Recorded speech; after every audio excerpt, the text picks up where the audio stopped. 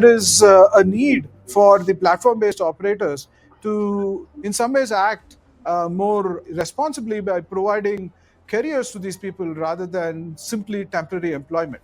Let's remember, if some of these people were not working for the platform-based gig economy, they would essentially be in an informal sector, which may not have these benefits either.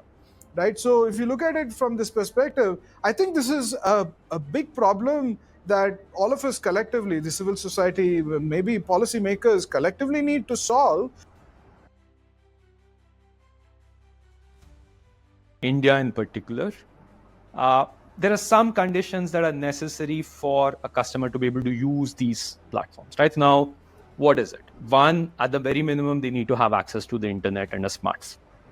But more importantly, what one forgets is you need people to have disposable income, right? It's not that, sure, we have a large proportion of our population which has access to the internet, which has access to a smartphone with the proliferation of affordable smartphones. But that alone is not sufficient, because you also need people to have certain disposable income for them to actually even think of using these services. And that proportion is not very high. I mean, we keep talking about a large market of cell phone penetration, at smartphone penetration, internet penetration of the order of a few 100 million people in the country. But it's a very, very, very small fraction of that population which can actually afford to use these services.